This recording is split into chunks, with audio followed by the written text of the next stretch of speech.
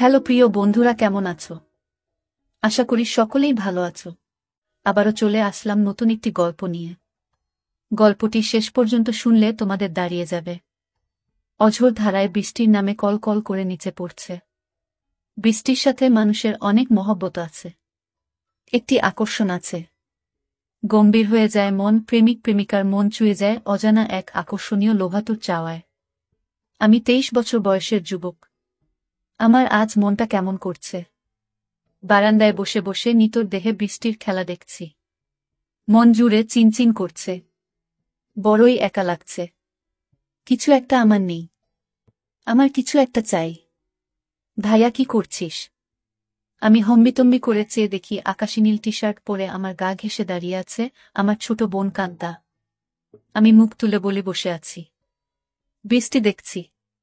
তা আমি দেখছি ভাইয়া, কিন্তু তোমাকে খুব বিষণ্ণতা, একাকিত্বের ভেতর ডুবে থাকা মনে হচ্ছে। তোমাকে আমি অনেকবার বলেছি জলি আপার আহ্বানে সাড়া দাও। জলি আপা তোমার জন্য পাগল। দুইজনে বসে বৃষ্টির খেলা দেখতে খুব মজা পাবে। কান্তা আমার 2 বছরের ছোট, ভীষণ চটপটে হাসিখুশি মেয়ে। পাতলা গড়নের লিকলিকে শরীর। যেমন সুন্দরী তেমন লেখাপড়াতেও খুব ভালো। আমি জীবনেও কান্তার সাথে কথায় জয়ী হতে পারি না। কান্তা কথার সাথে কথা মিলিয়ে খুব সাবলীলভাবে কাবু করে দেয়। আমাদের মাঝে খুব মিল। ভাই বোনের সম্পর্ক হলেও তুই তুকারি সম্পর্ক। বাহিরে গেলে কেউ বুঝতেই পারে না যে আমরা ভাই বোন। সবাই মনে করে বন্ধু। কান্তা জলিকে খুব ভালোবাসে, তাই কান্তার আশা আমি জলির সাথে প্রেম করি। জলিও অনেকদিন যাবৎ আমার সাথে সম্পর্ক করতে চেষ্টা করে যাচ্ছে। আমি প্রায় 1 বছর নেশায় আসক্ত ছিলাম। কান্তার কারণেই আমি সেখান থেকে ফেরত এসেছি। কান্তা আমাকে খুব ভালোবাসে।